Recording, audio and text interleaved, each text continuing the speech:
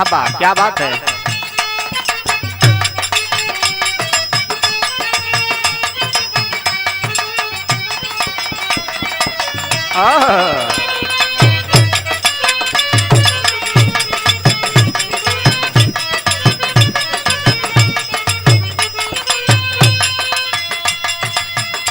अरे पिजरवई में सुगना, पिजरवई में सुगना, बोल सिया राम हो पिजरवई में सुगना।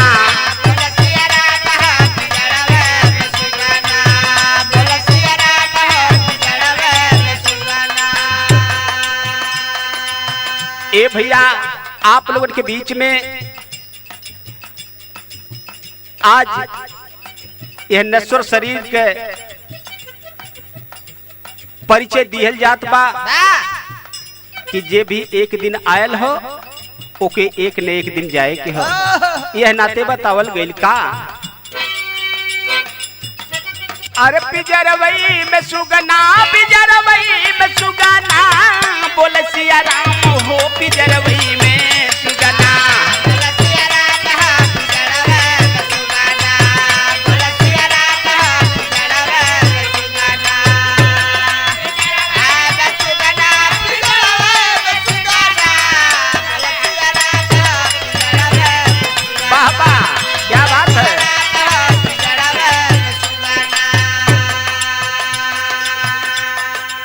नित नहलाई सुगना गंगा जल पनिया हो, गंगा जल पनिया।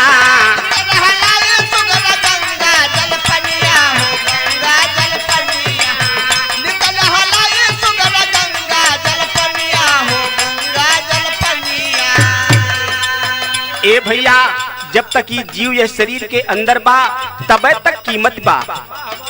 चंदन बढ़िया बढ़िया खुशबू लगा करके आदमी यह शरीर के नहलावेला धुलावेला, लेकिन एक समय ऐसा आ जाले कि केहू काम ना आवत। यह नाते बतावल गइल कैसे। नित नहलाई सुगन गंगा जल पनिया हो, गंगा जल पनिया।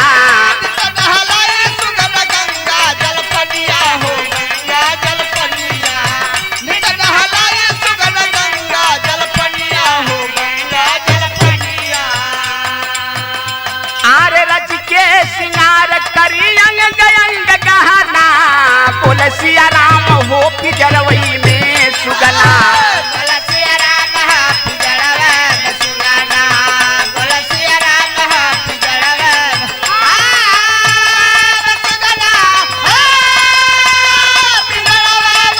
अरे बारे संदीप भैया, वाह वाह।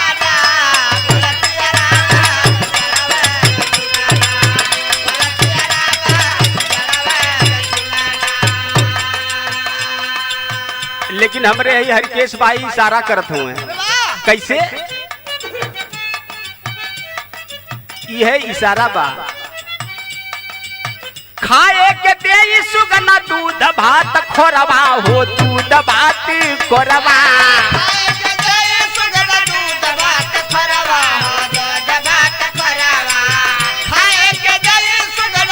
वाह वाह।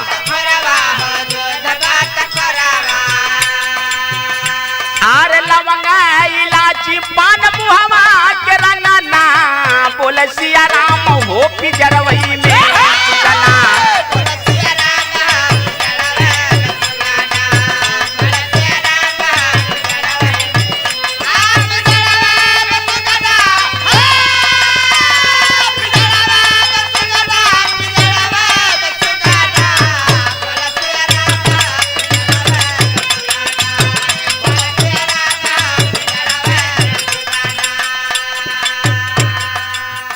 इतने ना, एक बात और बतावल गई। अगमय पार हरी लीला ना जनली हो, लीला नहीं जनली।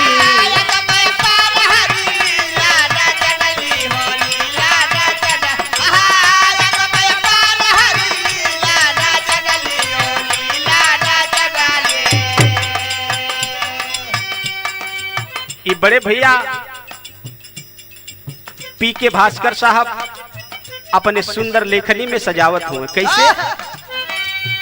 अगमय पार हरी लीला लीला नहीं जनली हो लीला नहीं जनली।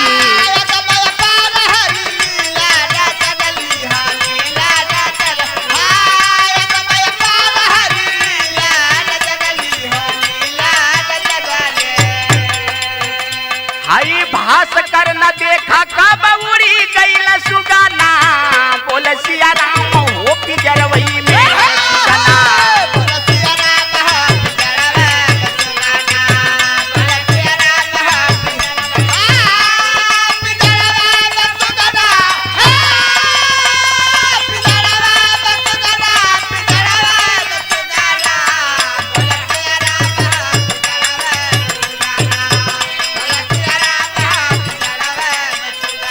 अरे बोल सिया राम हो पिजरवई में सुगना।